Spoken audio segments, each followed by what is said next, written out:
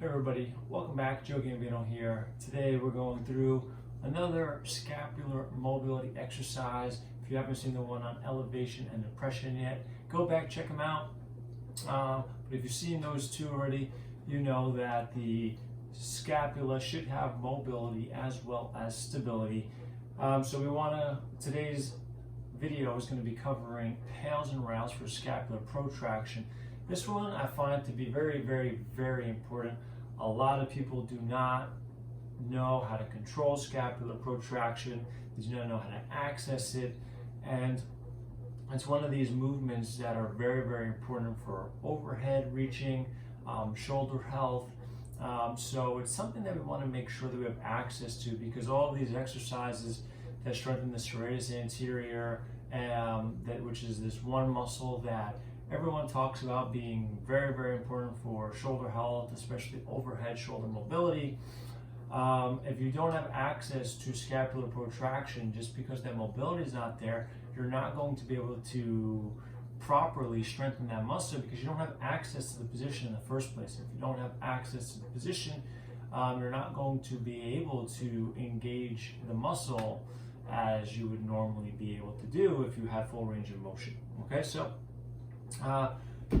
you're going to need a dowel or a stick. I'm using a stick mobility stick here. You can also use a squat rack if you have one. You can use a doorknob.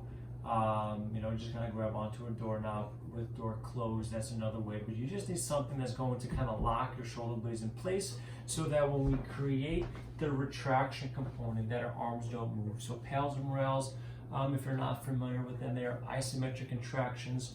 One is for the progressive tissue and the other one's for the regressive tissue.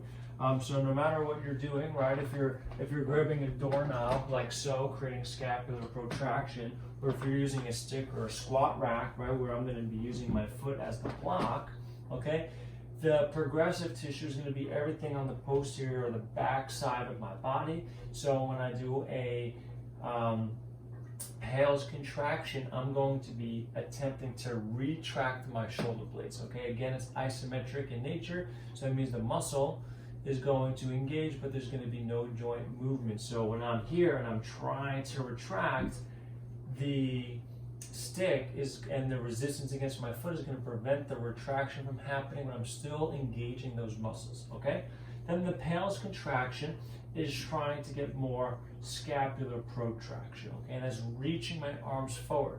So what I like about this position is that we're going to actually take up all of our spine flexion range of motion, which is a typical compensation pattern that I see with scapular protraction. So instead of the ability to just reach the shoulders forward, people tend to hunch their back or around their upper back to make it seem like they're doing it, right? Because this is spine flexion, this is scapular protraction. They look kind of the same, except one has a spinal component to it, and we want to try to avoid that. So when we set up here, okay, I want to start by getting maximal scap protraction, and you can have your spine flex here because we're actually going to lock it out in the flexion. You can even do that in the doorknob. You just kind of really hunch your back and let the doorknob kind of pull your arm forward.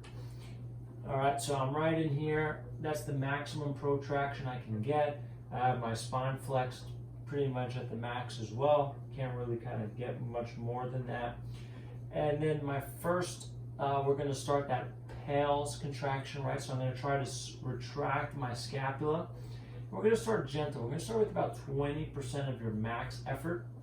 Then we're going to work to 40, and then we're going to work to 60, and then we're going to work to 80, and then we're going to work to 100%. We're trying to hold this for 10 full seconds here. 9, 8, 7, 6, 5, 4, 3, 2, 1. Now my PAILs contraction, I'm going to try to protract further. You might feel that the stick leaves your hand. I'm holding this contraction for 10, 9, 8, 7, 6, 5, 4, 3, 2, 1, and then you can move your foot out to match the new position, okay? Because the one thing about PAILs rails, we're trying to expand your passive range of motion.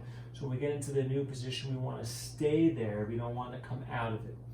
We're going to start round 2 of 3. So I'm going to start to retract my shoulder blades again, 20 to 40 to 60 to 80, 100%. Holding for 10, 9, 8, 7, 6, 5, 4, 3, 2, 1, and then protract. Really reach as far as you can.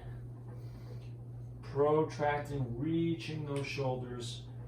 5 more seconds. 4, 3, 2, 1.